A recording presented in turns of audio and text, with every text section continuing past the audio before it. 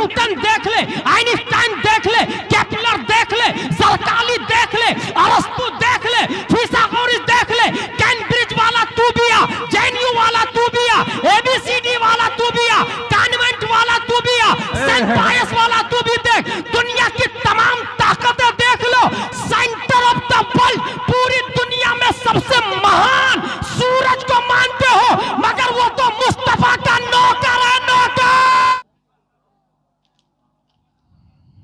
अस्सलामु अलैकुम।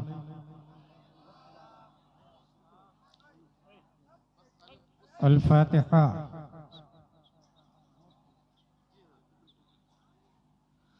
या खैरा मन दुफिनत बिलक़ाइ अअज़मुहु फ़ताब मिन क़ीबिहिन अल-क़ाअु वल-उक़ूमु नफ़्सिल फ़िदा लिक़ब्रिन अंत साकिनुहु फ़ीहिल अफ़ाफ़ु फ़ीहिल जुद वल-करम। सल्लल्लाहु तआला व सल्लम अला खैरि ख़ल्क़िही व आलिही व सहबिही अजमईन बहक़्क़ि ला इलाहा इल्लल्लाह मुहम्मदुर रसूलुल्लाह सल्लल्लाहु तआला अलैहि वसल्लम।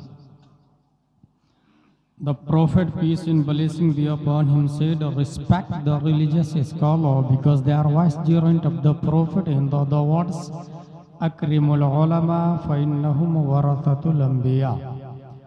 That's why I'm taking bliss from foods of ulama and start our conversation by these words, Alhamdulillahi kafa. Wa salatu wa salamu ala Muhammadin nabiyyikal mustaba. wa rasulikal murtada wa habibikal mustafa wa alihi dhawi sidqi wa safa wa sahbihi ulil hubbi wal wafa wa khulafaihi sadatina Abi Bakrin as-Siddiqil Akbar wa Umar al-Faruqil Azam wa Uthman al-Ghani dhin nurayn wa asadillahi Aliyyin al-Murtada wa waladihi al-Imam Hasanin al-Mujtaba wa sibtihi al-Imam Husainin ad-Dafi'il karbi wal bala وفلسد كبده البتول زهراء سيدة النساء وابنه سيدنا عبد القادر غوث الوراء وسراج أمته سيدنا أبي حنيفة إمام أئمة الهدى وعلى مجدد الأعظم لدينه وملته مرشدنا أحمد رضا وعلى الذي ما زال ردد مخالف السنة محسننا أختر رضا أما بعد فأعوذ بالله من الشيطان الرجيم بسم الله الرحمن الرحيم والذين أوتوا العلم درجات صدق الله العظيम। अक़ीदत मोहब्बत के साथ मरकज़ अक़ीदत अरवाहुना फ़िदा, जिनकी मौज से समंदर का तमव्वुज, जिनकी रोशनी से सूरज का तनव्वुर, जिनकी सांस से कायनात का तनफ़्फ़ुस, जिनकी खुशबू से गुलाबों का तअत्तुर, जिनकी मुस्कुराहट से यूनिवर्स का तबस्सुम, जिनकी होंठ मुबारक को वक्त के इश्क ने देखा तो कलम से कहा लिख, पतली पतली गुले कुद्स की पत्तियां, उन लबों की नज़ाकत पे लाखों सलाम। उस रसूल हाशमी की बारगाह में दुरूद शरीफ पढ़ेंगे, जिनकी आंखों की बिसारत को वक्त के मुजद्दिद ने देखा तो कलम से कहा लिख, जिस तरफ उठ गई दम में दम आ गया, उस निगाहे इनायत पे लाखों सुभान अल्लाह सुभान अल्लाह। उस रसूल हाशमी की बारगाह में दुरूद शरीफ पढ़ेंगे, जो के जिनकी कमर मुबारक जो के अज़्म शफाअत पे खिंच कर बधी, उस कमर की हिमायत पे लाखों सलाम। उस रसूल मक्की की बारगाह में दुरूद शरीफ पढ़ेंगे, जिनका तलवा खाई कुरान खाके गुजर की कसम, उस कफ़े पा की हुर्मत पे लाखों सलाम। अक़ीदत मोहब्बत के साथ पढ़ें, अल्लाहुम्मा सल्ली अला सय्यदना व मौलाना मुहम्मद व आलिहि व सहबिहि बारिक व सल्लिम सलातु व सलामुन अलैका या रसूलल्लाह सल्लल्लाहु तआला अलैहि वसल्लम। मेरी गुफ्तगू का उन्वान है, आलिम है तो आलम है। फिर से सुने, मेरी गुफ्तगू का उन्वान है, आलिम है तो आलम है, आलिम नहीं तो आलम नहीं।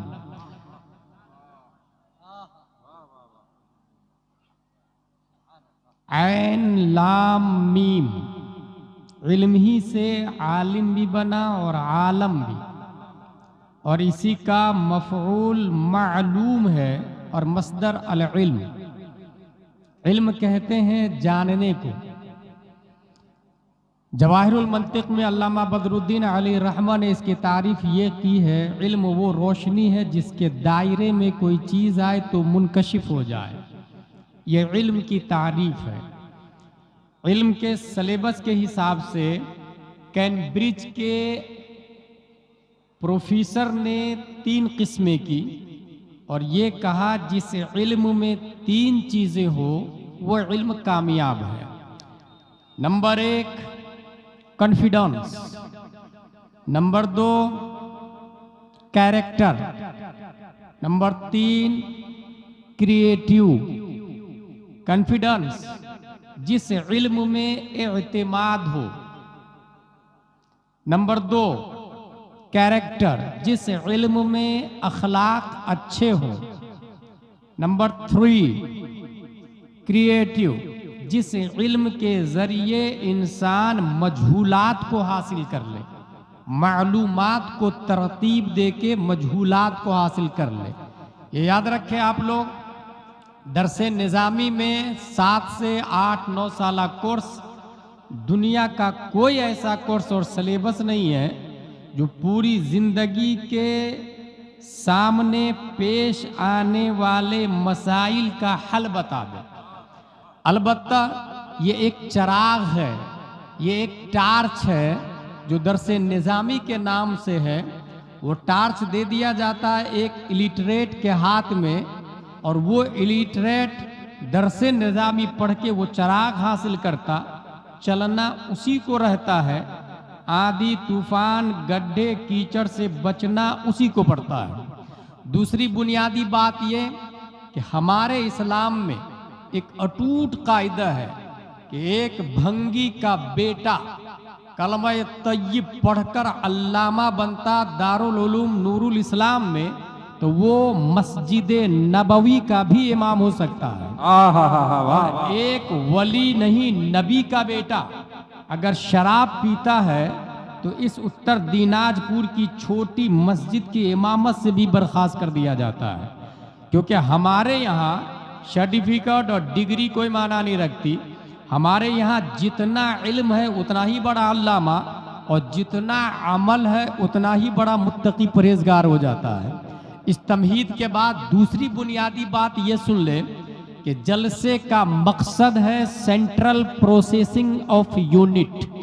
इंसान हर शख्स कंप्यूटर लेके पैदा हुआ है, बल्कि साइंटिस्ट ने ये कहा है इंसान के दिमाग में 1 मिलियन बिलियन गीगा और बाइट्स डाटा इंसान की मेमोरी में सेव हो सकता है।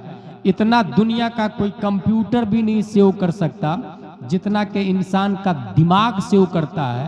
1 मिलियन बिलियन गीगा और बाइट्स डाटा इंसान के कंप्यूटर में सेव होता है। इंसान मुखल्ला अनिल उलूम है। जलसे के जरिए उस कंप्यूटर में ईमान का प्रोग्राम डाउनलोड किया जाता, अपलोड किया जाता। इसलिए जो जलसे में अकीदत व मोहब्बत और सीखने की नीयत से बैठेगा उसकी मेमोरी में दीनियात, सदाकत, अदालत, इस्लामियात, सलात, सौम और इश्क व मोहब्बत के प्रोग्राम अपलोड होंगे। और जो इस नीयत से नहीं बैठा तो एक नहीं लाखों जलसे में बैठ ले, वो जाहिल का जाहिल रहेगा। उसके बाद अब बुनियादी बात सुने, आलिम है तो आलम है। याद रखें हमारे नबी सल्लल्लाहु ताला अलैहि वसल्लम पूरी दुनिया में बएतबारे मखलूक सबसे बड़े अल्लामा है। हमारे नबी से बढ़कर कोई आलिम नहीं। कुरान शरीफ की आयत है फौका कुल्ले दी इल्मिन अलीम, हर इल्म वाले से ऊपर एक इल्म वाला है। आप भी इल्म वाले हैं, कुछ मसाइल आपको भी याद होंगे। उसके बाद उलमा है, फिर औलिया है, फिर अगवास है, फिर सहाबा है, फिर अंबिया है, फिर रसूल है। और तमाम रसूलों का मर्तबा जहाँ ख़त्म होता है वहाँ से मुस्तफ़ा की फजीलत की इब्तिदा होती है, वहाँ हमारे नबी की रसाई की इब्तिदा होती है। अब सुने हमारे नबी सल्लल्लाहु ताला अलैहि वसल्लम क्या है, इस हवाले से बुनियादी तौर से जहन में रखें।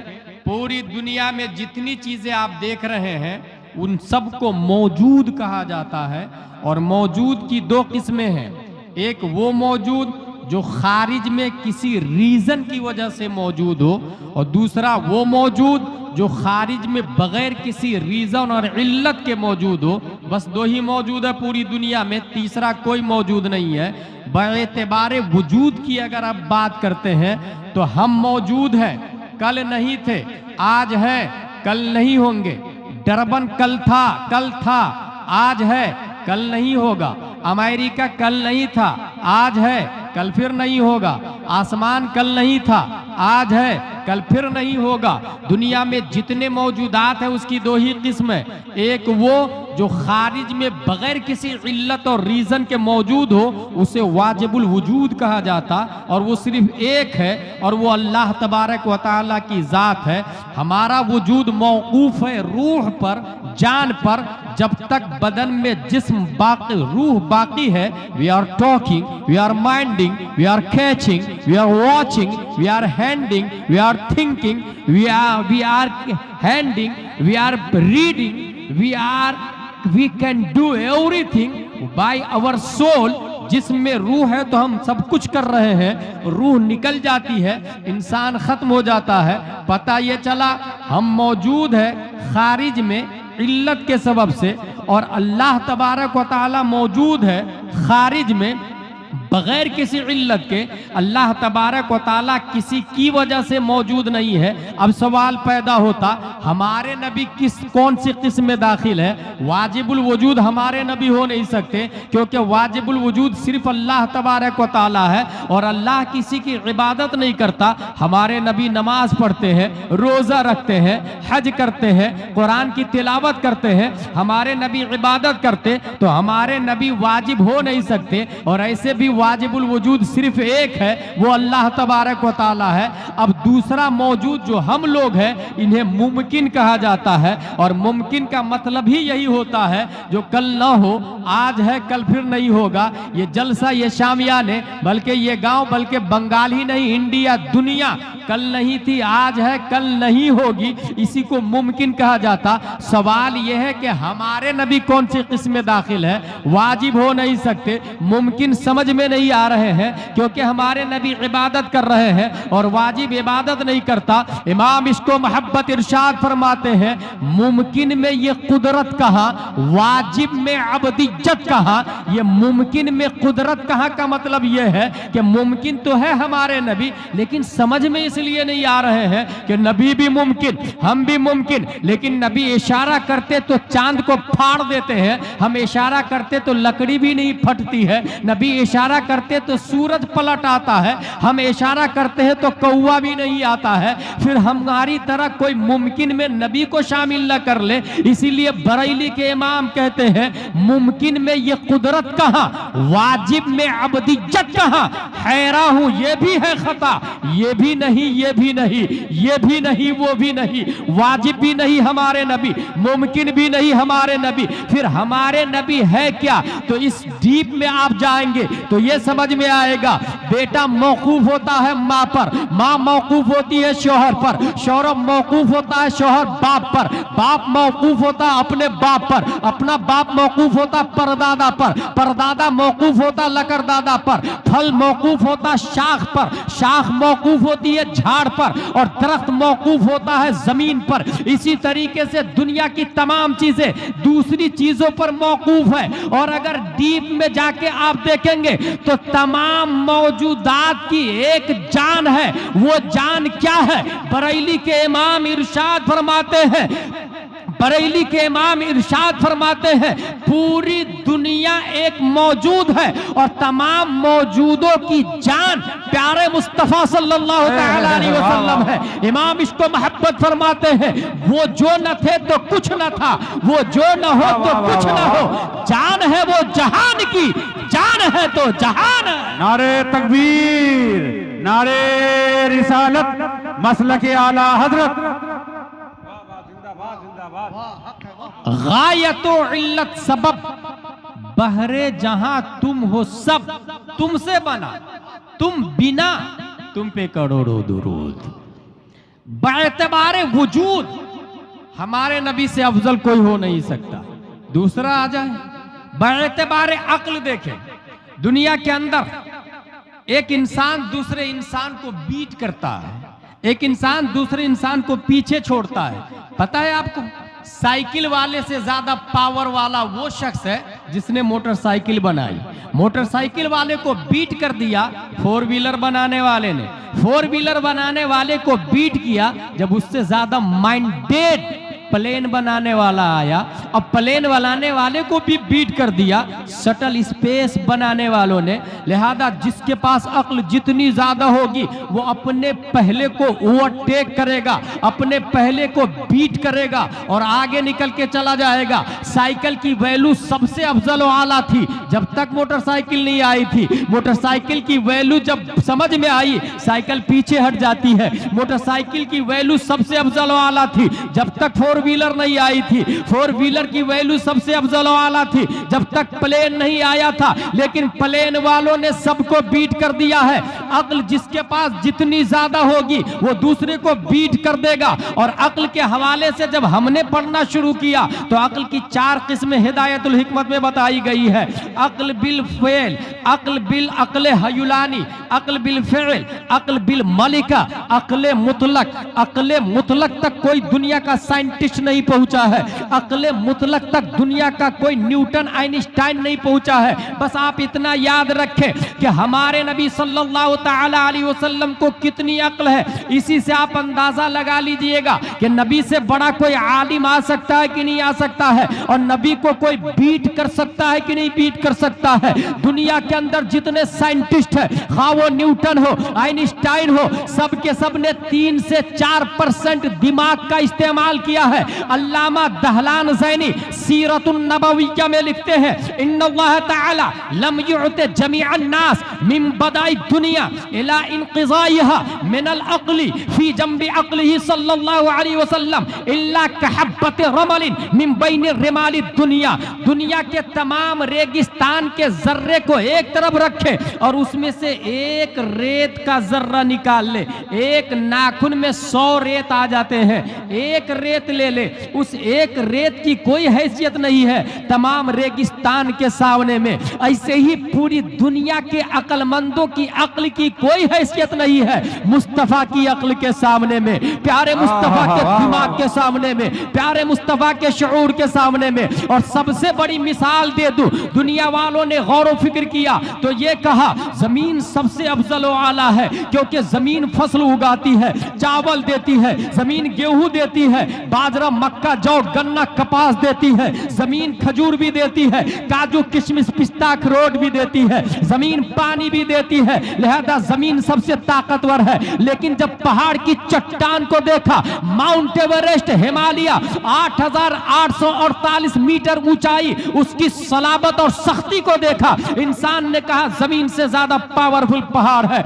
लेकिन पहाड़ को लोहे की मशीन ने जब पाउडर बनाना शुरू कर दिया, इंसान ने कहा लोहा सबसे ज्यादा ताकतवर है। लेकिन जब लोहे को पिघलाने और गलाने और जलाने की मशीन पैदा हो गई, अंगार के जरिए इंसान ने लोहे को पिघलाना शुरू किया, तो लोहे को रिजेक्ट करके सबसे ज्यादा पावरफुल आग को लोगों ने माना। लेकिन आग को जब बारिश के कतरात काफूर में बदल दिए, लोगों ने वाटर और समंदर गंगा यमुना की ताकत के सामने सर को झुकाया है। और जब सतहे आबे बहर पर शुआए शम्स मई जून में दिन के 12 बजे अपनी हुकूमत का सिक्का चलाया है और पानी को भाप बनाकर ऊपर उड़ाना शुरू किया है, तो दुनिया के बड़े बड़े दानिश्वरों ने कहा सबसे ज्यादा पावरफुल सूरज है। और सूरज पर आकर तमाम लोग रुक जाते हैं। सूरज, उसके बारे में साइंसदानों ने तहकीक की है, 3,33,000 गुना ज्यादा बड़ा है सूरज जमीन से।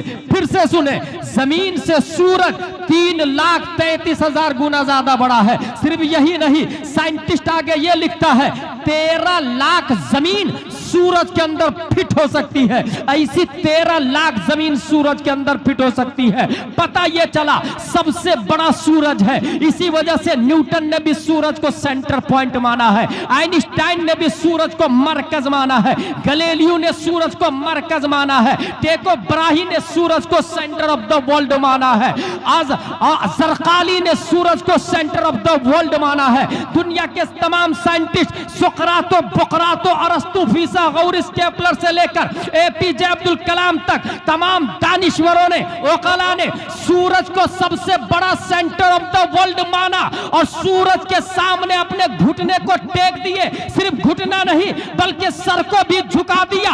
571 ईस्वी अब्दुल्ला की पीठ से, आमीना के बदन से, मक्का की धरती पर मकामे बैदा पीर के दिन सुबह सादिक रब्बे कदीर ने लफ्ज़ मोहम्मद से मुसम्मा मुस्तफा को पैदा किया और वो हमारे नबी मकामे सहबा में अली की नमाज के लिए सूरज पर अपनी हुकूमत का सिक्का चलाया और कहा पलट।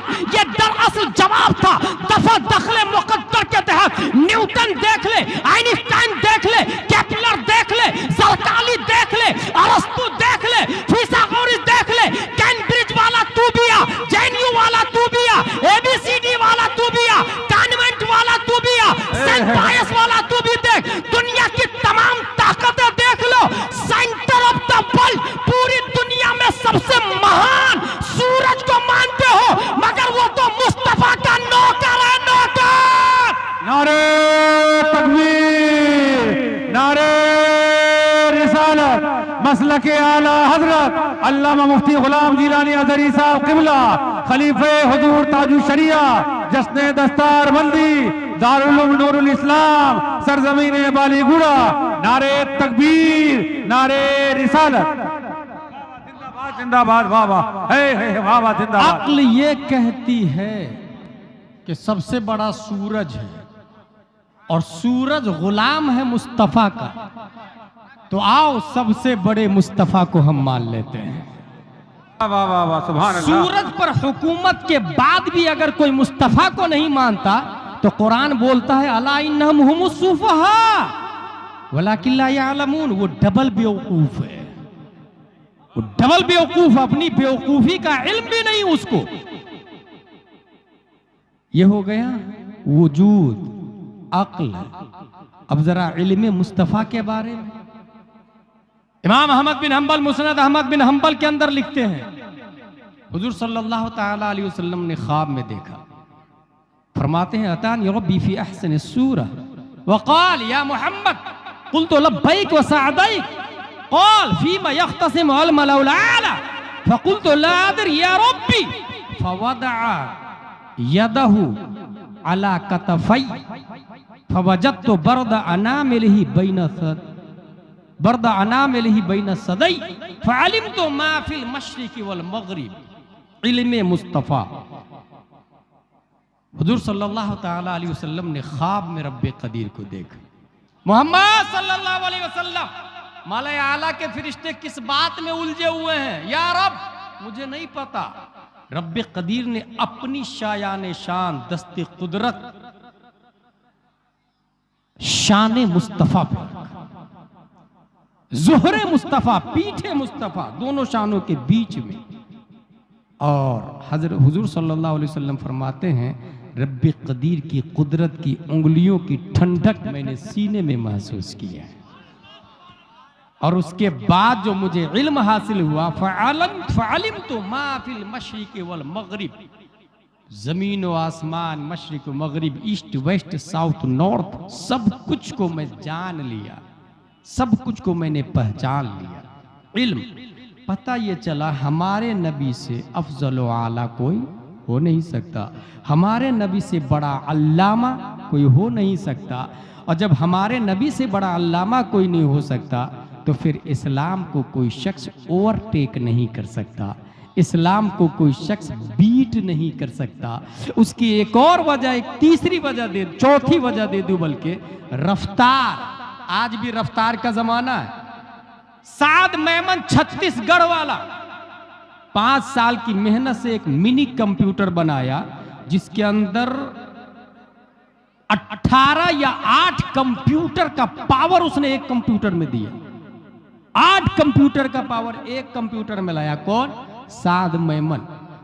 बड़ी बड़ी कंपनियों ने उसको एडॉप्ट करना शुरू किया। आप आ जाइए ना हमारे यहाँ काम कीजिए। कहा नहीं, मुझे ये और पढ़ना है और इंडिया को डिजिटल इंडिया बनाऊंगा। इसका मतलब ये हुआ कि आज भी अल्लाह ने मोमिन को जितनी अक्ल दी है, किसी काफिर के पास उतनी अक्ल नहीं है। मोमिन को जितना शऊर और इदराक दिया है, किसी काफिर के पास नहीं है। रफ्तार, सबसे ज्यादा तेज रफ्तार चाहे सवारी हो, इंसान दूसरे को बीट करके सबसे आगे निकल जाएगा। Shuttle space 28,000 kilometre per hour रफ्तार है। किसकी? शटल स्पेस की। इंसान उससे ज्यादा तेज रफ्तार सवारी बना लेना, उसको पीछे छोड़ देगा, वो आगे निकल जाएगा। रफ्तार के एतबार से हमारे नबी की क्या कैफियत है, हमारे नबी की रफ्तार कितनी, इस हवाले से अगर आप तहकीक करेंगे तो यहां तक पहुंचेंगे। आइंस्टाइन, उसने ये लिखा, there is nothing faster than speed of light, which is 1,86,000 per second। 1,86,000 मील एक सेकंड में रोशनी की रफ्तार है। 1,86,000 मील रोशनी की रफ्तार। अब रोशनी से ज्यादा कोई तेज रफ्तार, रोशनी के बराबर ही आज तक कोई नहीं पहुंच पाया। शटल स्पेस भी, राजधानी भी, प्लेन भी, कतर एयरलाइंस भी, रोशनी की रफ्तार के बराबर कोई नहीं पहुंच पाया। अब सबसे ज्यादा तेज रफ्तार 1,86,000 मील, समझ रहे हैं आप? एक सेकंड में 1,86,000 मील रोशनी की रफ्तार है। हम सीधा चलते हैं रोशनी के पास, सूरज के पास। सूरज, तू चमकता कैसे है? सूरज बोलता, मिन हैसो हिया हिया, मैं तो तारीक था। दरे नबी पे दामन को फैलाया, नबी ने भीख में रोशनी दी तो मैं आज तक चमका। वाह वाह वाह, सुभान अल्लाह। चांद, तेरी चांदनी कैसे बाकी है? कहा मैं भी मिन हैसो हिया हिया तारीक था, मैंने भी देखा सब लोग भीख मांग रहे हैं, मैं भी भीख मांगने चला गया। नबी ने भीख में रोशनी दी है तो मेरी चांदनी आज तक बाकी है। पता ये चला आइंस्टाइन, तूने तो डिस्कवरी कर दी कि रोशनी, सूरज की रोशनी की रफ्तार 1,86,000 मील फी सानिया। 8 मिनट कुछ सेकंड में सूरज की रोशनी धरती पे पहुंचती है। मगर जरा ये तो पूछ ले, सूरज चमकता कैसे है? सूरज को ये रफ्तार कहां से मिली? सूरज की रोशनी कहां से आई?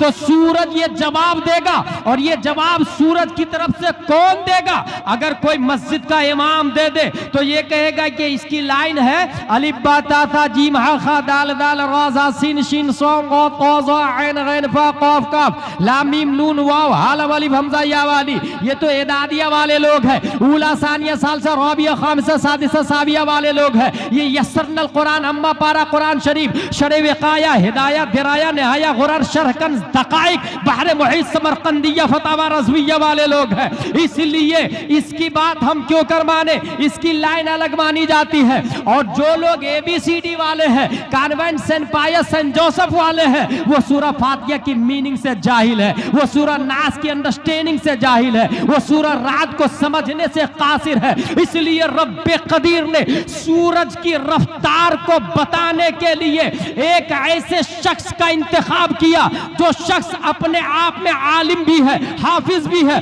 कारी भी है, मुफ्ती भी है, मुहक्किक भी है, मुदब्बिर भी है, मुफस्सिर भी है, मुशर्रिह भी है। तो दूसरी तरफ वो न्यूटन का बाप भी है, आइंस्टाइन का दादा भी है, तमाम साइंसदानों का बाप बनाकर 1272 हिजरी 14 जून 1856 ईस्वी में नबी अली खां की पीठ से एक बच्चा बरेली की धरती पर इमाम अहमद रजा खान के नाम से पैदा किया।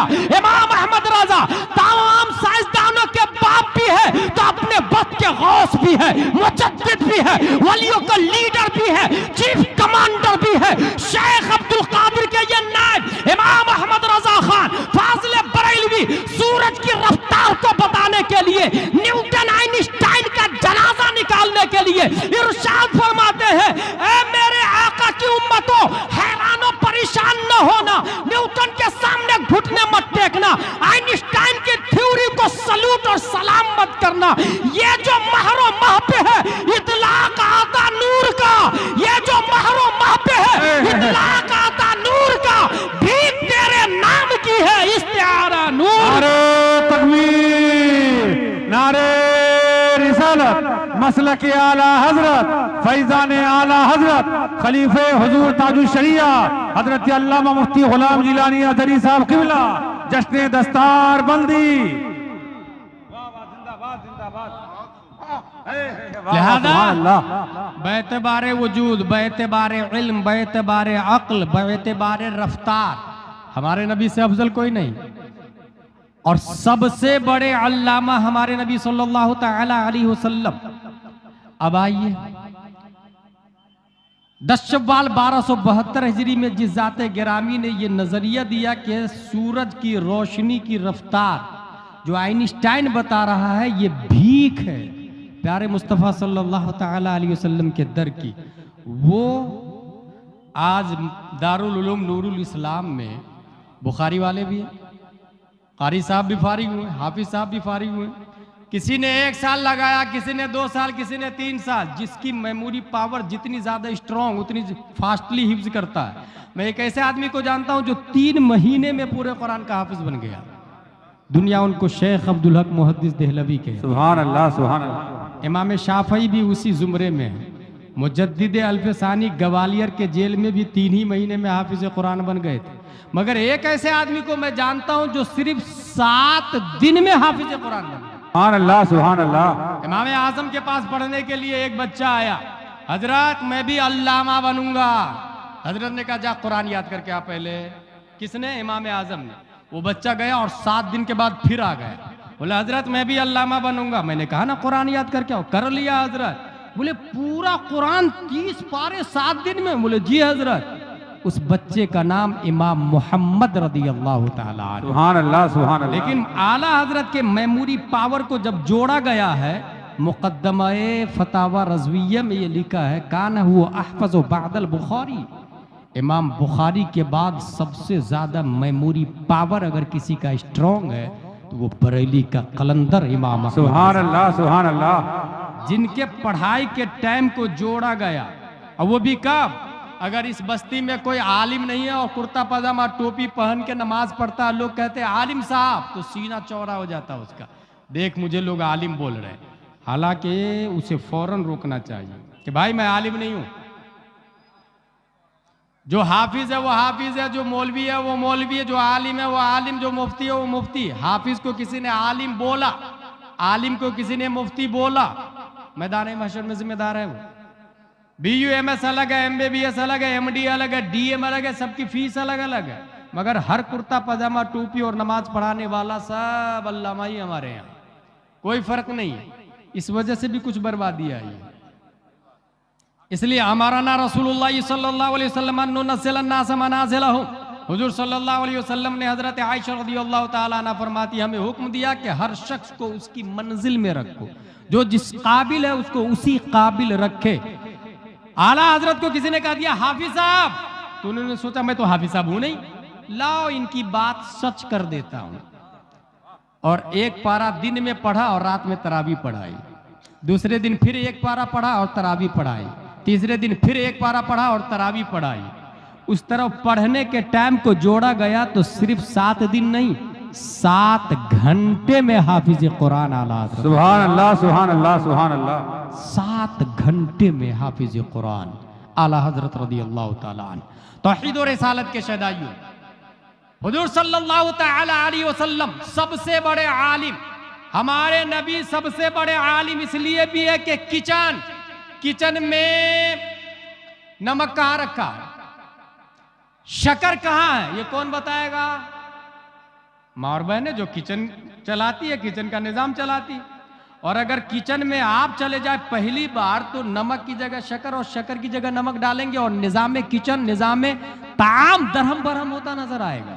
किचन का निजाम चलाने के लिए किचन की आलिमा होना जरूरी है, गांव का निजाम चलाने के लिए गांव का इल्म होना जरूरी है। अगर ये बात समझ में आ गई तो सुने, कार चलाने के लिए कार का अल्लामा चाहिए, ट्रक चलाने के लिए ट्रक का अल्लामा चाहिए, अपाची चलाने के लिए अपाची का अल्लामा चाहिए, फॉर्च्यूनर चलाने के लिए फॉर्च्यूनर का अल्लामा चाहिए, कतर एयरलाइंस उड़ाने के लिए उसका पायलट चाहिए, जो जिस डिपार्टमेंट को ऑपरेट करता है उसका अल्लामा होना चाहिए। प्यारे मुस्तफा को रब्बे कदीर ने सिर्फ मक्का चलाने के लिए नहीं भेजा, सिर्फ मदीना चलाने के लिए नहीं भेजा, सिर्फ अरब चलाने के लिए नहीं भेजा, सिर्फ अजम चलाने के लिए नहीं भेजा, बल्कि पूरी दुनिया का क्रिएटर अल्लाह है और ऑपरेटर मुस्तफा को बना दिया है। खालिक अल्लाह है और हाकिम मुस्तफा को बनाया। इसीलिए पूरी दुनिया में सबसे बड़ा अल्लामा भी हमारे नबी को बनाया। अल्लाह तबारक व तआला ने अपने बाद सबसे ज्यादा किसी को इल्म दिया है,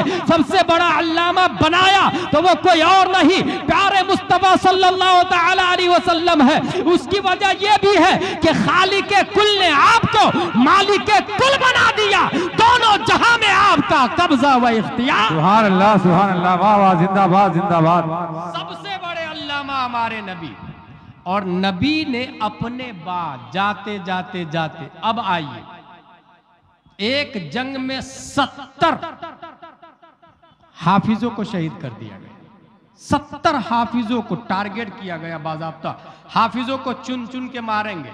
इसलिए मैं एक बात अभी मुजफ्फरपुर के एक प्रोग्राम में कहा था, जो चैनल पर बहुत ज्यादा वायरल हुआ, जिस सुन्नत पर, वो यहां भी बोल रहा हूं, गौर से सुनिएगा, बकरा की कुर्बानी जायज या नाजायज, इस हवाले से आला हजरत से मसला पूछा गया कि हिंदुस्तान में बकरा बड़े काब से है, बकरा की कुर्बानी नहीं करते हैं क्योंकि उससे फसाद हो रहा, उसकी वजह से फसाद हो रहा तो छोड़ देते हैं। आला हजरत फरमाते हैं कि जिस सुन्नत पर अटैक हो सबको मिलके उसे बचाना वाजिब हो जाता है। फतावा रज़विया शरीफ में, यानी वो सुन्नत अपग्रेड होके वाजिब के दर्जे में चली जाती, सीधा ऊपर पोस्ट पर आ जाती है। जिस जिस चीज पर अटैक हो, अगर कुरान पर अटैक हो, सब पर लाजिम है कि कुरान की हिफाजत करे। शान मुस्तफ़ा पर अटैक हो, शान मुस्तफ़ा की हिफाजत करे। हाफिजों को टारगेट किया गया, 70 हाफिजों को शहीद कर दिया गया। हजरत उमर रदियल्लाहु ताला अन्हु खलीफा वक्त अबू बकर सिद्दीक से कहते हैं, अमीरुल मोमिनीन, कुरान को जमा कर लिया जाए। काम वो कैफ अफ़अलु लम यफ़अलिन नबी सल्लल्लाहु अलैहि वसल्लम, वो काम मैं क्यों करूं जो नबी ने नहीं किया। उस वक्त तक कुरान 2 तख्ती के दरमियान नहीं था, अलग अलग, एक पेज उनके पास, एक पेज उनके पास, एक पेज उनके पास, 10 सफ़े उनके पास, ऐसा था कुरान। 1-2 तख्ती के दरमियान नहीं था। किसने मशवरा दिया? उमर फारूक आजम ने। किसको? अमीरुल मोमिनीन हजरत अबू बकर सिद्दीक को। जवाब क्या दिया? कैफ अफ़अलु लम यफ़अलिन नबी सल्लल्लाहु अलैहि वसल्लम, वो काम मैं क्यों करूं जो नबी ने नहीं किया। हजरत उमर फरमाती, वल्लाही हुवा खैर, खुदा की कसम ये बेहतर काम है। और दोनों की बहस होने लगी। बहस करते करते करते हजरत अबू बकर फरमाते, हत्ता शरह अल्लाहु सदरी लिज़ालिक कमा शरह सदर उमर, अल्लाह ने मेरा सीना भी उस काम के लिए खोल दिया जिस काम के लिए उमर फारूक का सीना खोला था। अब कुरान जमा हो गया। आगे और है, एक और सहाबी को बुलाया, ज़ैद बिन हारिसा को हजरत अबू बकर सिद्दीक ने कुरान जमा करना है। उन्होंने भी यही कहा, कैफ अफ़अलु लम यफ़अलिन नबी सल्लल्लाहु अलैहि वसल्लम। हजरत अबू बकर सिद्दीक ने फिर जवाब दिया, दोनों में बहस होने लगी। यहाँ एक काबिल गौर पहलू ये है कि अमीरुल मोमिनीन अबू बकर सिद्दीक है और ज़ैद बिन हारिसा रज़ियल्लाहु ताला अन्हु, वो आम सहाबा में से जिनके पास कुरान की आयतें भी थी, और हजरत उमर वहीं बैठे हुए हैं। हजरत ज़ैद बहस करने लगे हजरत अबू बकर सिद्दीक से, लेकिन हजरत उमर कुछ नहीं बोले। इसका मतलब यह हुआ, जब पीर साहब और मुरीद साहब में कुछ बातें चल रही हो तो हम नशीनों को टांग नहीं अड़ाना चाहिए। जो हाशिया बरदार है उसमें बीच में इंटरफियर नहीं करना चाहिए, बुकराती नहीं करनी चाहिए। उसमें वो डायरेक्ट मुरीद से मुखातिब है पीर साहब, उन्हीं को उनसे बात करने देना चाहिए। बीच में जो पढ़ता है वही गड़बड़ सरबड़ करता है और निज़ाम को दरम बरम करता है। बहरहाल कुरान शरीफ 2 तख्ती के दरमियान जमा हो गया। हजरत उस्मान गनी के ज़माने में एक रस्म में जमा किया गया, और जब एक रस्म उस्मानी में जमा किया जा रहा था, उसका नाम रस्म उस्मानी पड़ा। तब यहूदी पहुंचे थे हजरत उस्मान के पास। हजरत सब कुछ ठीक है, एक नुक्ता को हटा दीजिए ना, और बदले में जो कहिएगा मैं दे दूंगा। वो नुक्ता कौन सा था वो सुन ले। फलम्मा आता है अहला क़रियतिन इस्ततामा अहला फअबौ अन युज़य्यिफूहुमा। वो नुक्ता ये था, खिज़्र और हजरत मूसा का सफर। ये हमारे आइम्मा इज़ाम मस्जिदों में बयान करते हैं, और आप लोगों ने सुना होगा मस्जिदों में, लेकिन ये वो आदमी सुनता है जो मस्जिद में तकरीर से पहले जाता है। अगर तकरीर के बाद में कोई जुमा में जाता है तब वो 100 साल जुमा की नमाज पढ़े, एक भी मसला नहीं सीख पाएगा। हमसे अच्छे खतीब आपकी मस्जिद के इमाम साहब है, याद रखिएगा। हर जुमा में नई तकरीर करते हैं, मेहनत करके करते हैं। हम एक तकरीर कई स्टेट में कर लेते हैं, माकूल नजराना लेकर, फ्लाइट से आकर। आपका इमाम एक हफ्ते से दूसरे हफ्ते तक मेहनत करके तकरीर करते हैं, और वो ये सब वाकयात बयान करते हैं। फर्क ये है कि आप वहाँ जुमा की तकरीर खत्म होने के बाद जाते हैं, जब अरबी में खुतबा शुरू होता है, और अरबी का खुतबा भी तकरीर ही है, मगर वो सर के ऊपर से बाउंस करता है, वो समझ में नहीं आता इमाम साहब ने अरबी में क्या कहा। हालांकि वो भी तकरीर ही है, इसलिए अरब में अलग से तकरीर नहीं की जाती, खुतबा ही तकरीर होती है अरब कंट्री में। आज भी अरब कंट्री में अलग से तकरीर नहीं की जाती। लिहाजा मस्जिद में जुमा की तकरीर से पहले पहुंचे, तमाम कारोबार को छोड़ करके। अगर एक जुमा में इमाम साहब ने 4 मसले बयान किए, आपने 4 सीखे, महीने में 4 जुमा होते हैं, 4 को 4 से इंटू करें तो बन जाते हैं 16। एक महीने में 16 मसलों के अल्लामा बन जाएंगे आप। और एक साल में 12 महीने होते हैं, 16 को 12 से इंटू करें, फिर आपकी जिंदगी कितने साल की है उससे इंटू करके देखें, तो इल्म में इजाफा होता रहेगा। हासिल ये हजरत मूसा और खिद्र का वाकया है। ये दोनों एक गांव में गए और गांव वालों से कहा, गांव वालों मुझे खाना खिलाओ, हम लोग भूखे हैं। गांव वालों ने कहा अबौ अन युज़य्यिफूहुमा, खाना खिलाने से इनकार कर दिया। गौर कीजिएगा, हमारे यहाँ पीर साहब आ जाए तो हम लोग कितना अदब करते हैं। आलिम साहब आ जाए, खतीब साहब आ जाए, हमारे चतुर्वेदी साहब, सरदार नईमी साहब आ जाए, कितना अदब करते हैं। मगर ये इतने मरदूद है बनी इसराइल। बनी इसराइल कौन है? यहूद नसराना, अमेरिका वाले भाई। इतने मरदूद खबीस है कि अपने नबी को खाना नहीं खिलाएगा, अपने नबी को भगा दिया इन लोगों ने। जब हजरत मूसा और खिद्र पहुंचे, हमें खाना खिला, फअबौ, इनकार कर दिया। अलिफ जबर आ, बावाव जबर बौ, अबौ का मतलब होता है इनकार करना। उसी बा के नुक्ते को हटाने के लिए बनी इसराइल आए थे, और कहा ये नुक्ते को हटा के उसके ऊपर 2 नुक्ते लगा दे तो बन जाएगा फअतौ अन युज़य्यिफूहुमा, जिसका मतलब होगा खाना खिलाया उन्हें। बा के नुक्ते को हटा दे, उसके ऊपर 2 नुक्ते लगा दे। हमारी तौहीन हो रही कि हम लोग इतने नालायक थे, हमारे बाप दादा के नबी को भगा दिया। हजरत अमीरुल मोमिनीन उस्मान गनी वो नुक्ता को हटा दे, और बदले में दौलत चाहिए तो दौलत, सरवत तो सरवत, या अरब की हसीन लड़की चाहिए तो वो देने के लिए तैयार। हजरत उस्मान गनी ने कहा सुनो, चांद सूरज भी दे दो, मगर मैं मुस्तफा का दिया हुआ नुक्ता बाका नहीं बदल सकता। यहीं से मिजाज दे दिया। आज भी परवीन तोगड़िया जैसे जितने लोग हो, जैसा कि हमारे चतुर्वेदी साहब ने बताया, वो 26 आयतें नहीं, जो भी हरबा इस्तेमाल कर ले, कुरान बदलने की बातें कर ले, ये कोई नया नहीं है, नई किस्म नहीं है। समझ जाइएगा, यहूदी नसरानी की औलाद है। इसके बाप उस्मान गनी की बारगाह में गए थे एक नुक्ता को हटाने के लिए, मगर उन्होंने नहीं बदला।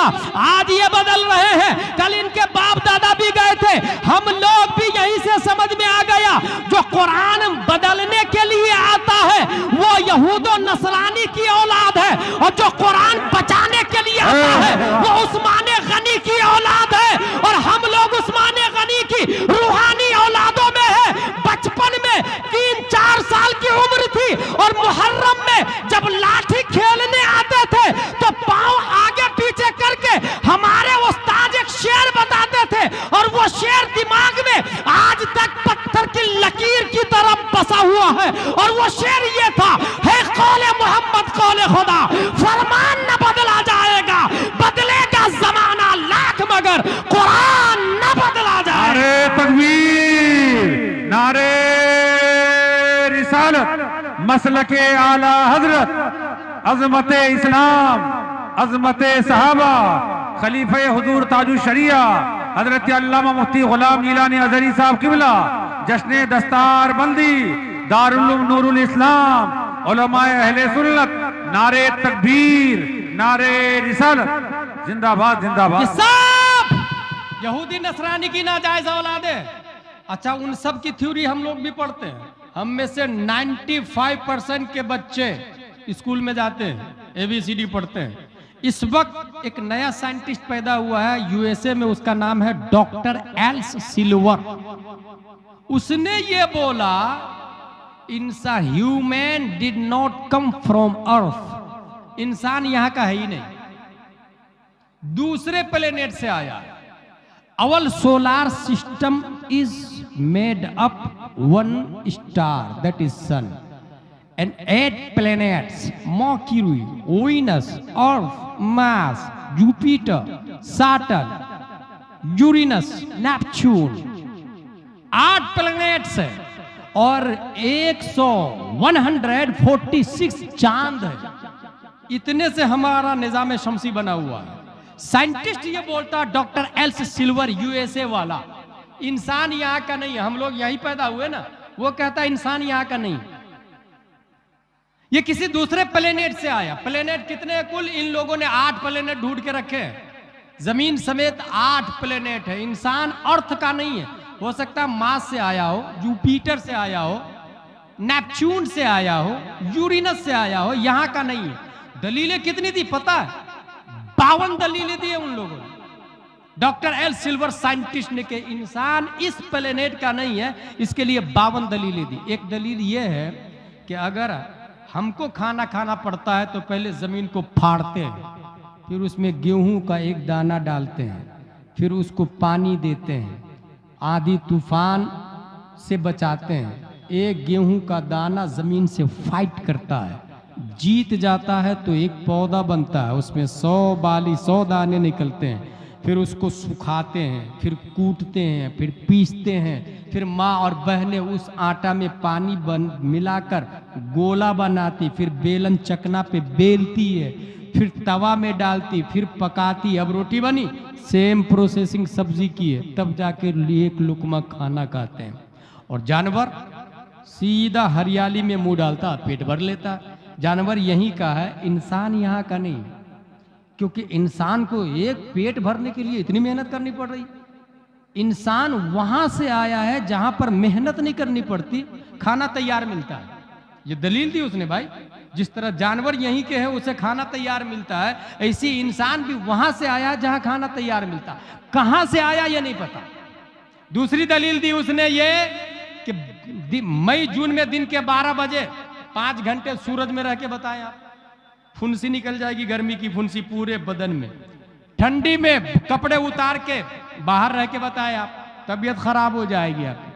इसका मतलब इंसान वहां से आया है जहां का क्लाइमेट्स इंसान की बॉडी के टेम्परेचर के हिसाब से है। जानवर यहां रहते हैं, उसको कोई फर्क नहीं पड़ता, मगर हमको सर्दी में हीटर चाहिए और गर्मी में AC और कूलर चाहिए। इंसान वहां से आया है जहां पर ऑटोमेटिक AC लगा हुआ है। कहां से आया ये नहीं पता। अच्छा, 95% आपके बच्चे वही पढ़ते हैं जिसका यह दावा है कि इंसान यहां का नहीं आया। और मैं पूछूं कहां से आया का, आई डोंट नो। ऑक्सफोर्ड वाला आई डोंट नो, कैम्ब्रिज वाला I don't know, little flower वाला I don't know, Delhi public school वाला आई डोंट नो, HP वाला आई डोंट नो, अपोलो वाला आई डोंट नो।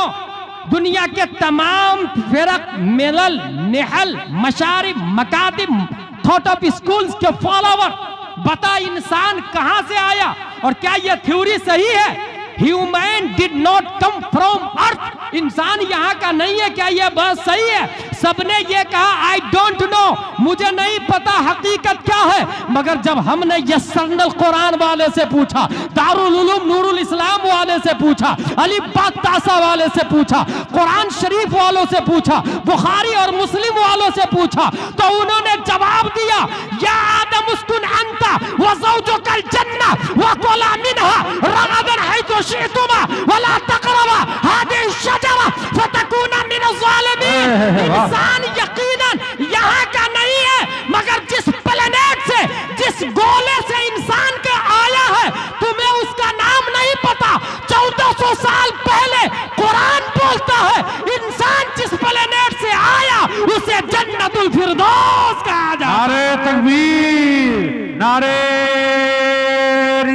रिसालत मसलके आला हजरत खलीफे हुजूर ताजुश शरिया हजरत अल्लामा मुफ्ती गुलाम जिलानी अजहरी साहब किबला सरजमीन बालीगुड़ा दारुल उलूम नूरुल इस्लाम जश्न दस्तार बंदी।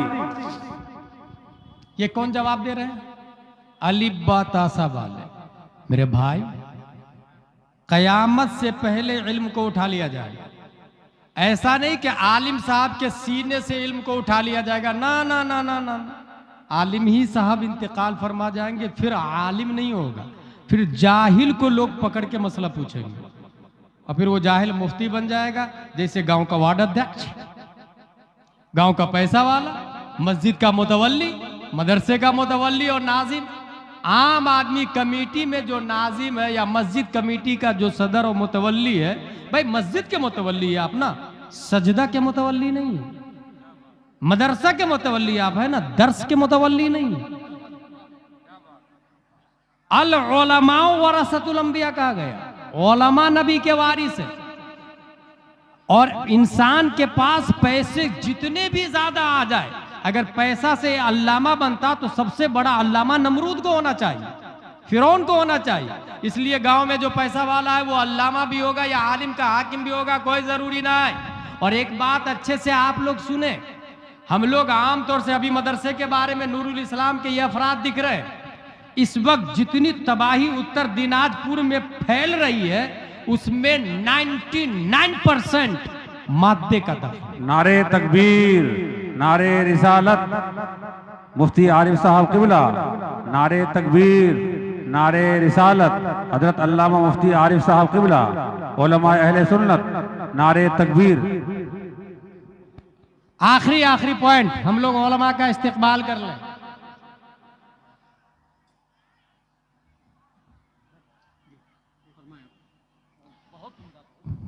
मेरे भाई, 99% किसका दखल है? मादे का।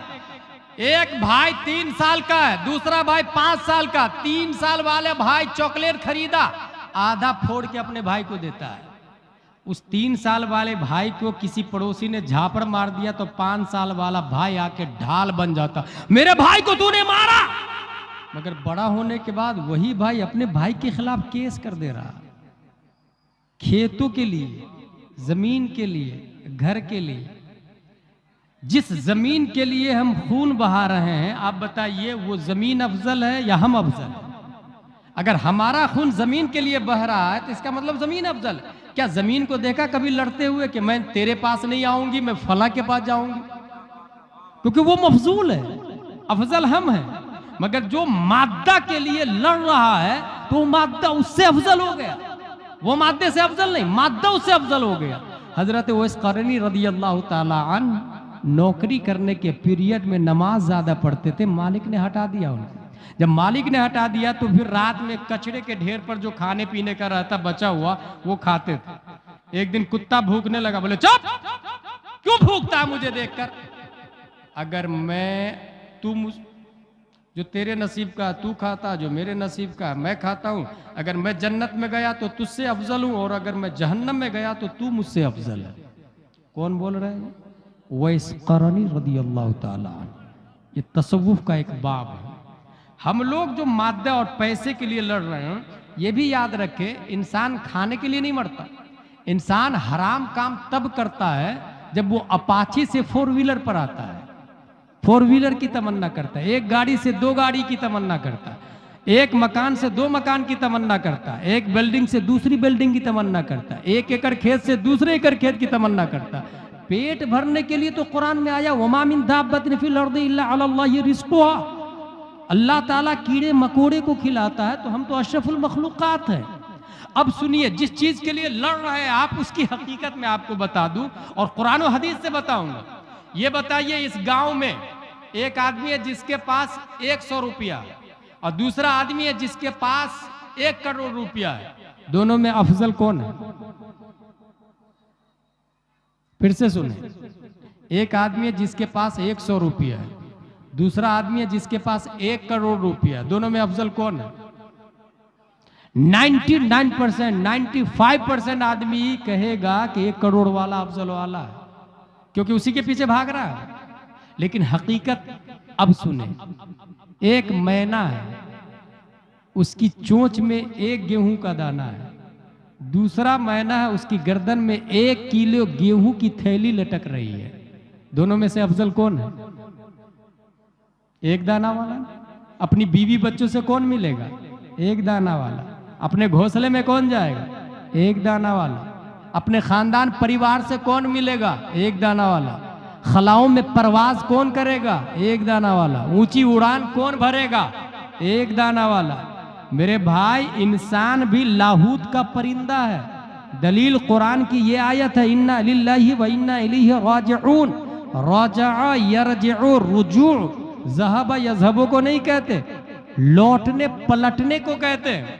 इंसान ऊपर से आया है, ऊपर ही पलट कर जाना है। तो इंसान लाहूत का परिंदा है, लाहूत का। और इस परिंदे के पास माल जितना कम होगा, परवाज उतनी ही ज्यादा होगी, उड़ान उतनी ही अच्छी होगी, स्पीड उतनी ही अच्छी होगी। पता ये चला, जिस आदमी के पास 100 रुपया है वो शख्स अफजल आला है 1000 वाले से, 1000 वाला अफजल है 50,000 वाले से, 50,000 वाला अफजल है 50 लाख वाले से, 50 लाख वाला अफजल है 1 करोड़ वाले से। यही वजह है कि हमारे नबी ने 1400 साल पहले फरमाया, एक गरीब अमीर से 500 साल पहले जन्नत में चला जाएगा, क्योंकि उस अमीर को हिसाब देना पड़ेगा, लाया कहां से, खर्चा कहां किया। अगर हराम का है तो सीधा जहन्नम में जाएगा, और अगर हलाल का है तब भी हिसाब में टाइम लगेगा। मगर जो 100 रुपया का मालिक है, जल्दी हिसाब देगा और स्पीड के साथ निकल लेगा। पता यह चला तौहीद और रिसालत के शहदाइयों, माल जितना कम हो वो इंसान उतने ही अफजल व आला होता है। दौलत की वजह से कोई अफजल व आला नहीं होता। यही वजह है कि हजरत अली रज़ियल्लाहु ताला अन्हु इरशाद फरमाते हैं, रदीना किस्मतल जब्बार फीना लना इल्मुन वलिजुहाल मालू फइन्नल माला यफनी अन करीबिन व इन्नल इल्म बाक़िल ला यज़ालू। ए अल्लाह, तेरे फैसले से हम राजी हैं। हमारी किस्मत में तूने इल्म दिया, जाहिलों को तूने माल दिया। माल काबिल तकसीम है, इल्म के लिए काबिल न तकसीम है न काबिल ज़वाल है। दौलत खत्म हो जाएगी, इल्म कभी खत्म नहीं होगा। दौलत इंसान को मुर्दा बना देती है और इल्म की बुनियाद पर इंसान जिंदा रहता है।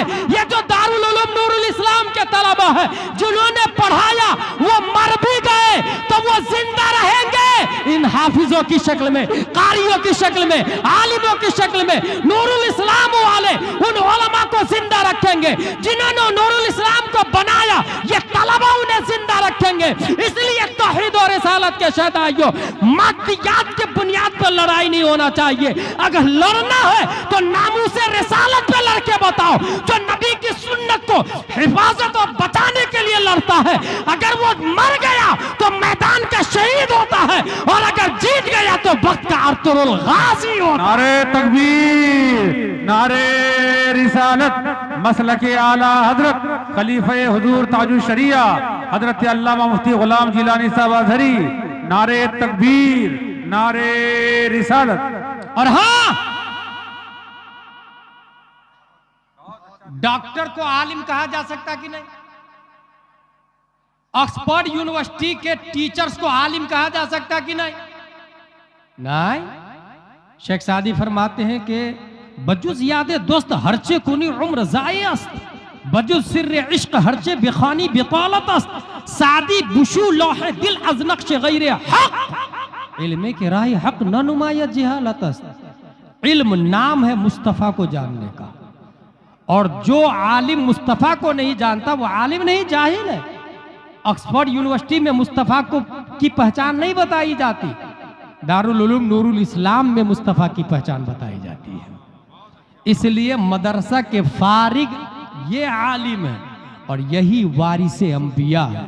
ईमानदारी से बताइएगा, कभी एसपी कलेक्टर ने आपके ईमान की हिफाजत की? नहीं की है मेरे भाई। फिर 1 लाख तनख्वाह उसकी होनी चाहिए, या जिसने ईमान की हिफाजत की उसकी 1 लाख तनख्वाह होनी चाहिए? स्कॉर्पियो उसके पास होना चाहिए कि उलमा के पास होना चाहिए? आईफोन उसके पास होना चाहिए कि उलमा के पास होना चाहिए?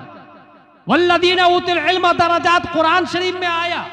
अल्लाह ने सबसे ऊंचा दर्जा किया है। मैं तो कभी कभी कलेक्टर से यह कहता हूं कि तू जो नर्सरी में जो पुस्तक पढ़ा था वो कहां है?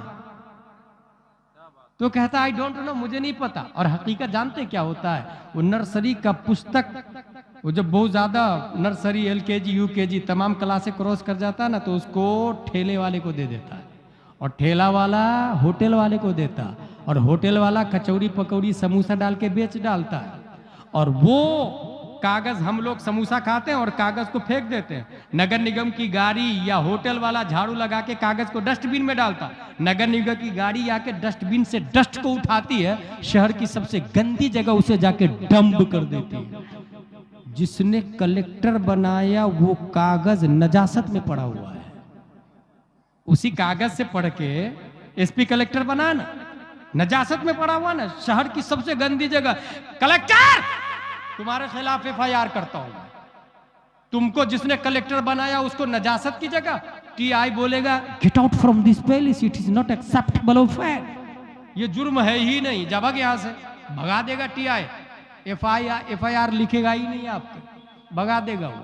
मगर दारुल उलूम नूरुल इस्लाम के तलबा से पूछे कि आपने जो प्राइमरी में कुरान शरीफ का अम्मा पारा पढ़ा था उसके बारे में क्या हुक्म है, तो वो जवाब देंगे कि कागज तो सेम था, दरख्त से बना था, मशीन से बना था, कलर भी सेम, लाइनें भी सेम, लकीरें भी सेम, सब कुछ सेम था, सब कुछ सेम था।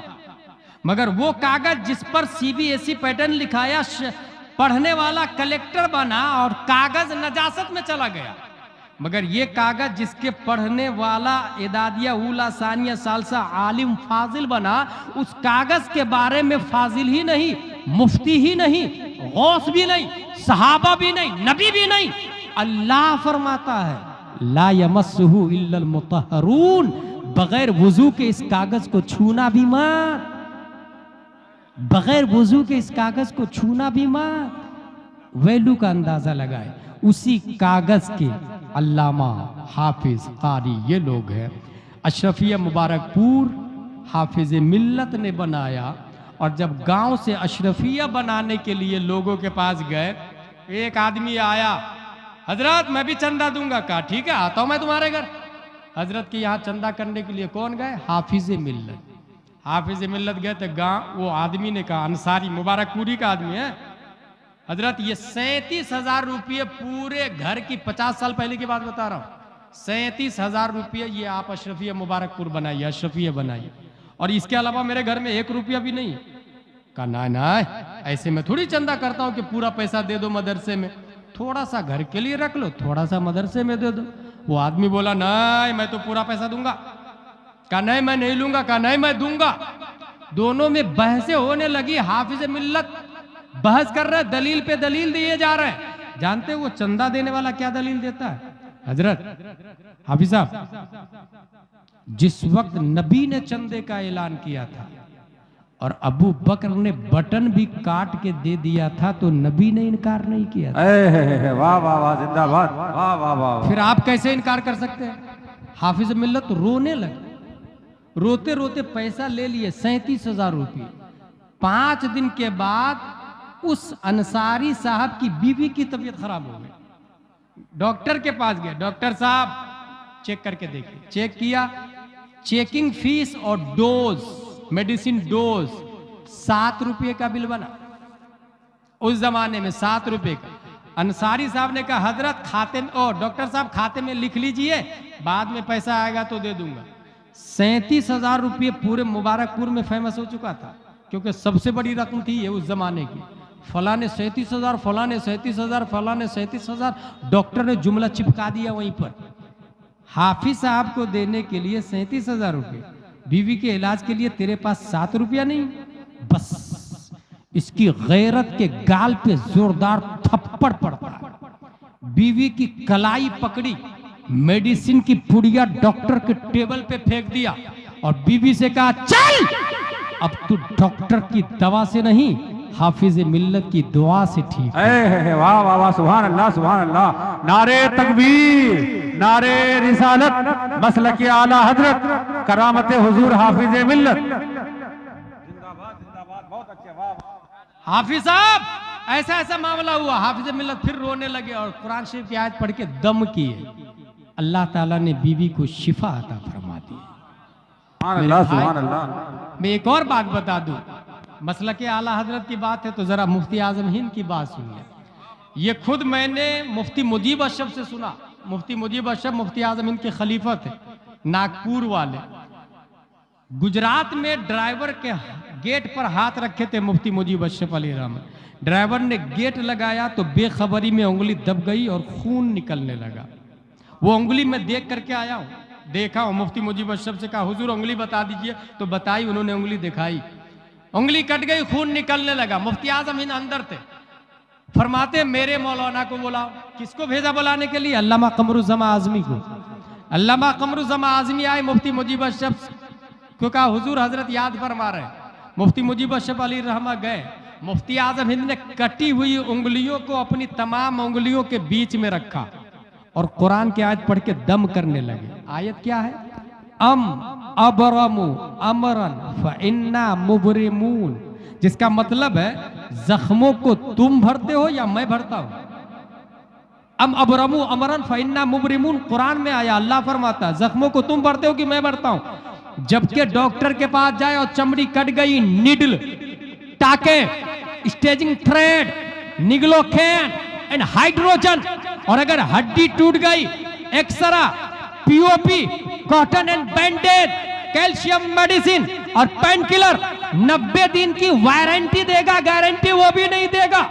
नीडल, टाके, चमड़ी कटने पर, X-ray, POP, cotton and bandage, calcium medicine, हड्डी टूटने पर। मगर मुफ्ती आज़म हिंद है, कुरान की आयत पढ़ रहे हैं, अम अबरमु अमरन फइन्ना मुबरिमून, अम अबरमु अमरन फइन्ना मुबरिमून, अम अबरमु अमरन फइन्ना मुबरिमून, और दम भी करते जा रहे हैं, पढ़ते जा रहे हैं, दम करते जा रहे हैं। अल्लामा कमरुज़्ज़मा आज़मी देखने वाले आज भी जिंदा है, चश्मदीद गवाह। कुरान की आयत से खून भी बंद हो गया, चमड़ी कटी हुई जुड़ जाती। यहीं से पता चला ऑक्सफोर्ड वाला तेरा डॉक्टर एक तरफ रख, कैम्ब्रिज वाला तेरा एमबीबीएस एक तरफ रख, जवाहरलाल नेहरू यूनिवर्सिटी वाला तेरा एमडी एक तरफ रख, दुनिया के तमाम एमबीबीएस, एमडी, डीएम तराजू के एक पल्ले में डाल दे। नूरुल इस्लाम का एक आलिम, उसकी आयत जो कुरान की उसे याद है, उसकी एक आयत अम अबरमु अमरम फइन्ना मुबरिमून का पावर तराजू के दूसरे पल्ले में डाल दे, तमाम डॉक्टरों का पल्ला मगलूब होगा। कुरान की इस आयत का पल्ला सब पे भारी नजर आए। नारे तकबीर, नारे रिसालत, मसलके आला हजरत, अजमते कुरान, दारुल उलूम नूरुल इस्लाम, जश्न दस्तार बंदी, खलीफे हुजूर ताजुल शरिया हजरत अल्लामा मुफ्ती गुलाम जिलानी साहब अजहरी। नारे तकबीर। याद रखे, आलिम है तो आलम है। ये हम वो जमात है उलमा की कि हमें अपनी फजीलत खुद बतानी पड़ती, क्योंकि हमारी फजीलत कुरान और हदीस में आया और अवाम ना आशना होती है, उलमा ही जानती है। उलमा की जमात ही कुरान और हदीस को जानती है ना। इसलिए कोई कलेक्टर नहीं बताएगा कि ये आलिम तुम्हारा धर्म गुरु है, आलिम ही बताएंगे। और मैं ये भी देखा हूं, जिस घर में आलिम की दावत नहीं होती उसकी बेटी काफिर के साथ भाग जाती है। आप देखिएगा, जिन लोगों की बेटियां भागी है काफिरों के साथ में, वो होते पढ़े लिखे, graduate, standard colony, VIP, very good culture में रहने वाले, पढ़ी लिखी सोसाइटी में रहेंगे। अब बेटी चली जाती, उलमा से नफरत, उलमा से अदावत। मदरसा वाले नहीं ना ना ना ना ना चंदा ले लेंगे मुझसे। और भाई चंदा ही लेंगे ना, ईमान तो दे देंगे ना, कुरान की हिफाजत तो होगी ना। इसलिए समझे इस बात को। और खुसूसन मस्जिद के हवाले से एक बात ये भी बताता चलूं, कुछ लोग यहाँ पर मौजूद है, अगर मैं बोलूं कि मस्जिद का चंदा कौन देगा, हजरत मेरी तरफ से पूरा सरिया, कितनी बोरी सीमेंट लगेगी, 200 बोरी पूरी सीमेंट मेरी तरफ से। और ये बोलूं कि मस्जिद में मुफ्ती लाना है, साल भर की तनख्वाह कौन देगा, 20,000 रुपये महीने के हिसाब से, कोई नहीं तैयार हो।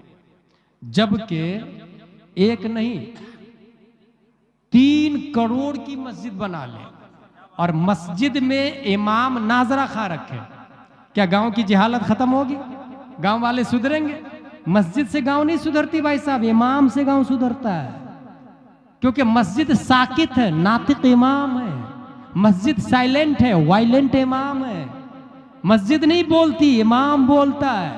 3 करोड़ का मिंबर बना ले, एक भी वुजू के फराइज मिंबर और मेहराब नहीं बताता, ये इमाम बताता है, इमाम। इसलिए अगर 3 करोड़ की मस्जिद में नाजरा खा इमाम हो तो सब गांव के गांव पूरा का पूरा जाहिल ही रहेगा, आगे नहीं बढ़ सकता। लेकिन मस्जिद खजूर की छत की हो और इमाम इमामुल अंबिया हो तो मुक्तदी अबू बकर सिद्दीक पैदा होते हैं, उमर फारूक पैदा होते हैं, तलहा जुबैर हंजला होते हैं। इस बात को समझे, उलमा पे तवज्जो दे। हर शख्स मकतब, ये भी नहीं कहूंगा मैं बड़ा दारुल उलूम खोल के बाहर वाले को बोला है। इतने लोग फारिग हुए हैं इस गांव के, कितने लोग हैं इसमें? एक दिन सोचे, अगर हमने अशरफिया बना लिया इस गांव में तो क्या हम जन्नती हो जाएंगे? कहां लिखा हुआ है? इस गांव की जहालत अशरफिया बनाने से खत्म हो जाएगी, कहां लिखा है? अगर आपने ताउन किया तो सवाब मिलेगा, मगर जाहिल से अल्लामा उसी वक्त बनेंगे जब पढ़ेंगे हम। इसलिए अगर इस गांव में मदरसा दारुल उलूम नूरुल इस्लाम है तो जहालत नहीं खत्म होगी जब तक हमारे बच्चे नहीं फारिग होंगे, हमारे उलमा नहीं तैयार होंगे। इसलिए अपने बच्चे को भेजे। और कौन इंसान नहीं चाहता हमारे घर में भी दीनदारी आए, हमारे यहाँ भी अच्छे लोग पैदा हो। मगर अच्छे लोग स्कूल में नहीं तैयार होते हैं, अच्छे लोग मदरसे में तैयार होते हैं मेरे भाई, मदरसे में। इसलिए मदरसे में अपने बच्चे को दाखिल करें। और मैं ये नहीं कहता अल्लामा बनाए ना, इतना के जरूरत के मसाइल अज खुद बगैर किसी की मदद के निकाल ले। इलाके में एक का होना फर्ज किफाया है, बाकी लोग उर्दू अरबी दोनों जाने। हर शख्स, बच्ची बच्चा दोनों उर्दू अरबी लाजिम है उन पर। और जिस घर में बेटियां हैं, बेटियां भी पढ़ेगी, स्कूल भी जाए मदरसा भी जाए। लड़कियों की तालीम अलग, लड़कों की तालीम अलग। लड़कों को आलिम साहब पढ़ाएंगे, लड़कियों को आलिम साहब नहीं पढ़ाएंगे। ना ना, बिल्कुल ना। किसने कह दिया आलिम गुनाह नहीं कर सकता? मासूम अंबिया है, औलिया महफूज है। इसलिए लड़कों को आलिम साहब, लड़कियों को आलिमा पढ़ाएगी। आलिमा कहां से लाएंगे भाई साहब?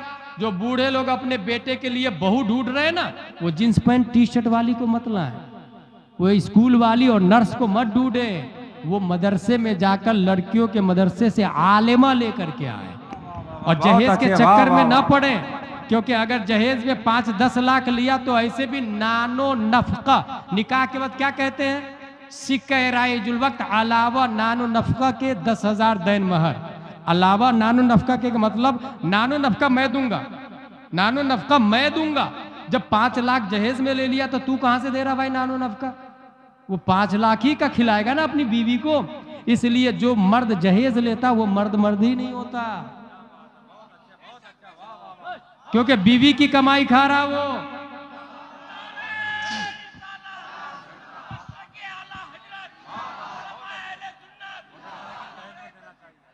मेरे भाई, नानो नफका अलावा नानो नफका कहा जाता। और अलावा नानो नफका में खाना पीना हम देंगे तो 5 लाख लेकर के आया तो यूं ही कई साल का खर्चा लेकर के आया।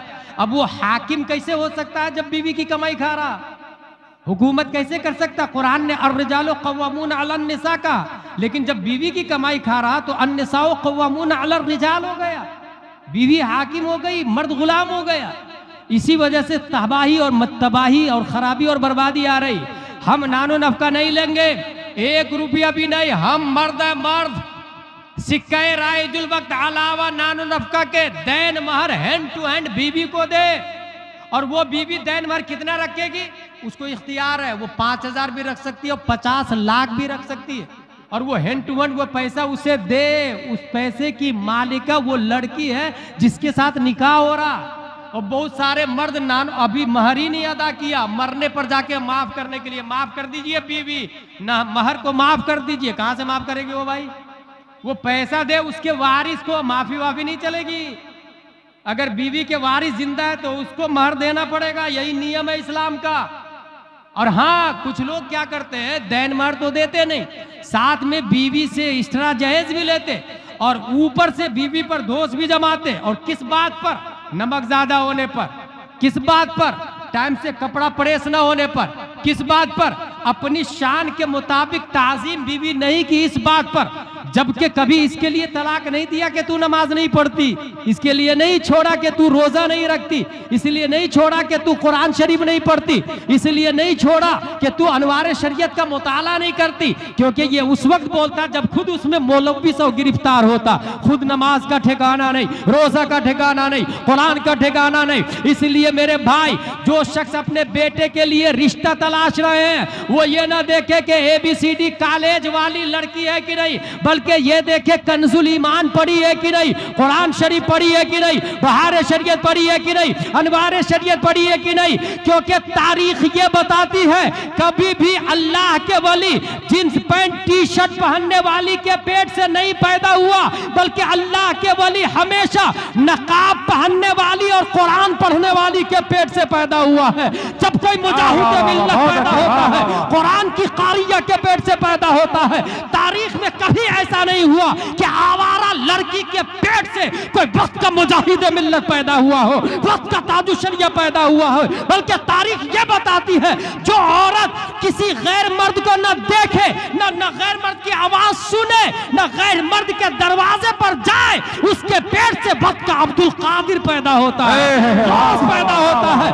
इसलिए आलिमा बीबी लेकर के आए, एक आलिमा आएगी 10 को आलिमा बनाएगी, 10 100 को 100 1000 को मैदान महशर में वो सास भी जन्नत में जाएगी जो आलिमा बहू लेकर के आई, वो ससुर भी जन्नत में जाएगा जो आलिमा बहू लेकर के आया, और वो शौहर भी जन्नत में जाएगा जो अपनी बीवी से सिर्फ बर्तन नहीं धुलवाया, कपड़े नहीं धुलवाया, बल्कि मदरसे में काल अल्लाह व काल रसूल पढ़ने पढ़ाने का मौका दिया है। अगर ये मिजाज बना लिया हमने, लड़कों की तालीम अलग, लड़कियों की तालीम अलग, 3 साल से ऊपर का कोई बच्चा घर पे नहीं बैठना चाहिए, उसे टाइम पर टाइम की पाबंदी से 8 बजे का टाइम है तो 8 बजे जाके उसे मदरसा छोड़ करके आ जाए। लड़कियों को लड़कों के मदरसे में, लड़कों को लड़कों के मदरसे में। अगर ये मिजाज बना लिया तो 5 साल के बाद इस गांव के चप्पे चप्पे, गली गली और नगर नगर में निजाम मुस्तफा की बहारें नजर आएंगी, निजाम